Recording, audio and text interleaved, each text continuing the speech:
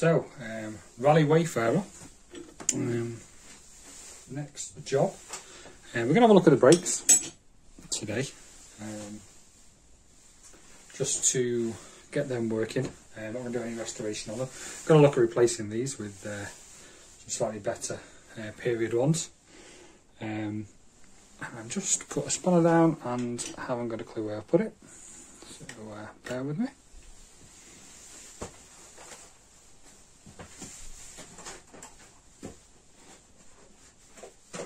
So, we're going to take the brake off slightly, grease up the axle, and then reset it up. I'm not going to explain how that's done because I really don't have much of a clue, other than better people's videos, specifically Velocipedia, but also Monkey Shred on YouTube, and reading a couple of books I've got which have some advice, but mostly based around modern bikes, unfortunately.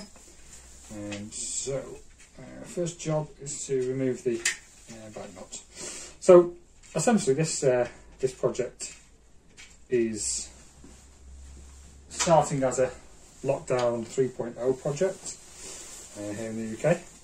So we're in the end of January, last day of January today, I think. No, tomorrow. So we've got a lockdown for at least another month, if not longer. And the idea is to get out on the bike. So I don't want to do anything too drastic and make it so I can't ride it. So I want to get it in a rideable state, and then work through each section of the bike, improving as we go. So that is the plan. So I'm going to strip this down and then possibly get back onto the video. So just quickly back, this is the kind of thing that I found over the years of tinkering with old things, with cars, electronics. You'll often find very mismatched components and fittings, etc. So for example, on this side, we hopefully we can see that. We can see we have a nice, roughly 10mm seized up bolt, which we'll give a go in a sec. And on this side, we're about 13mm. So as you can see, completely mismatched. It's obviously been replaced potentially at different times, or just used what people had to hand. I'm always dropping things, so I have to say I'd be guilty of that sometimes as well. Right, I'm going to try and get these undone without resorting to any kind of lubrication, because I don't want to mess these blocks up. I know they're pretty much done, but I've got some on order, but hopefully we can get it tested and set up. Right, so we're done with this job. Well, done what I wanted to do. A couple of things to point out. Still waiting on the cable, obviously. Luckily, I can just pop down to Wilco's and get something for that, I believe. I think they have them in stock. I do want to try and get some of these lugs on the end. I'm not sure if they're soldered on, actually. They look quite nice. But I've got some from the modern ones. What was happening previously, I don't think I showed on the video, but when you put the brake on, one of the pads would move across and the other one would just stay engaged. So hence why I imagine this is the state of the previous pads. I was hoping I could at least let's get some focus on there. There we go.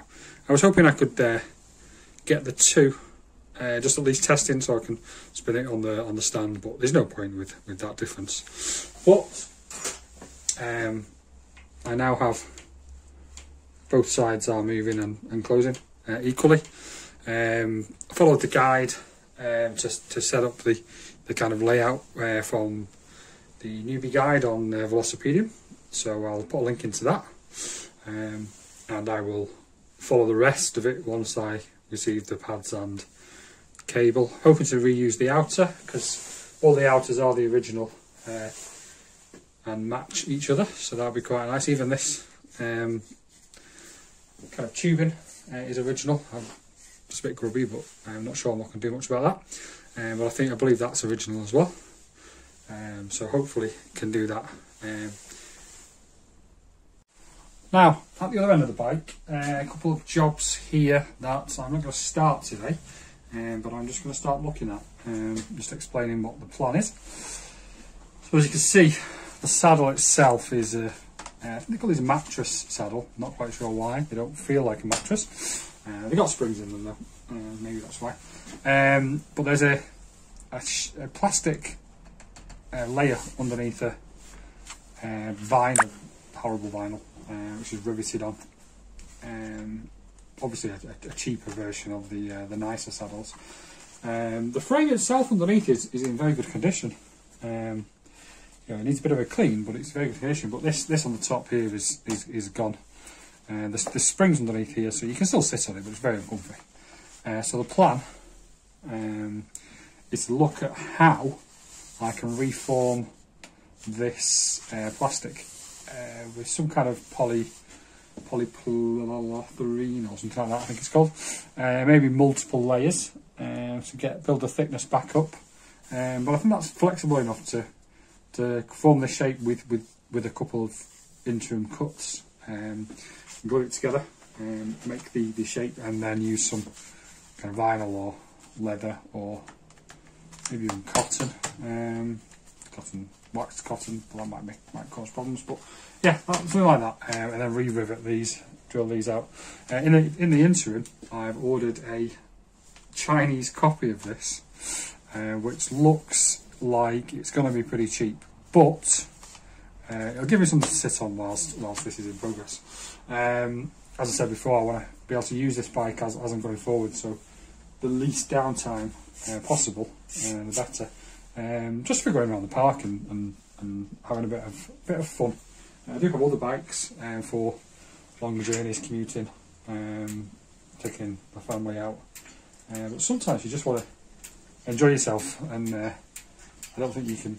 From my video the other day, the smile that it puts on my face, you just can't get. So I'm going to do the same with the back brakes another day, maybe tomorrow.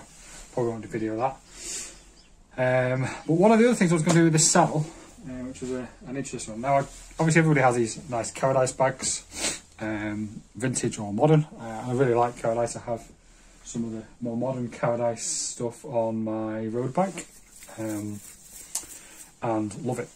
However, it's a bit expensive, and this is, you know, I don't want to be spending too much money on this project. And also, everybody has them, so they all look a bit the same. So I was thinking about what I could use on the back here. Now, in the past, on other bikes, I've used kind of military bags and various things. Maybe a kind of canvas military bag from the 50s or 60s might look quite nice on here, but you know, that's finding the right thing, the right size and etc. And then I realised that I have for my youngest this oil cloth bag, Kath Kidson. We'll see here, quite a bright colour, but I think this would look fantastic as a little saddle bag. Obviously, you know, Raleigh, and the kind of Britishness of this is quite fun, but also reuses something that we don't use anymore. So we were probably going to send it to the charity shop, but I actually think this would make quite a nice little tool bag on the back here. So the plan here is to follow the kind of Cowardice pattern. So a couple of eyelets here and here, a small dowel inside, and then use some toe straps or something to attach to the hooks here. And as you can see, maybe if we just jig this around a little bit, obviously I'll remove these things here. It will actually be the perfect size and add a bit of personality to the bike, and something a bit personal for me. As I say, this is my little boy's bike. So that's on the project. It's quite a nice project because that will do that's kind of an indoor project, so something I can do whilst I'm with the family. And then we'll move around. So we've got plenty of cleaning to do. I'll try and lower down to bear with me. Okay, that's a bit better. So as you can see, the chain is thick with grease. Oh, a bit close to the camera there. Let's move that back a touch. It still works, you know, it spins around. Obviously I took it on a ride the other day, but it's absolutely caked with it. So that's a priority job there. So I got a message there. Priority job on there. Obviously cleaning up around here. After the ride the other day, I watched a couple of videos and followed some guides and set up the steering wheel to 3-speed. The other day it was only engaging the 2 of the gears, but it's now working all 3. Just the cable needed adjusting, as you can see. Again, needs cleaning absolutely with thick in grease. It's probably what's kept everything working. And then as you can see, the paintwork is just needs cleaning up. I'm not going to try and restore anything there. I haven't got the skills for that or the time really. But the idea is to keep it so it doesn't get any worse.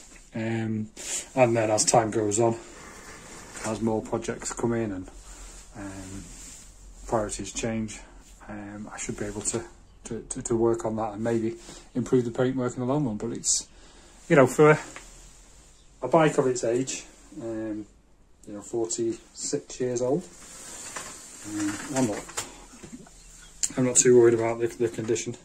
I think it's done a sterling job, and hopefully we still got the bell. Hopefully that will continue and give me some fun adventures this spring and summer. See you on the next video.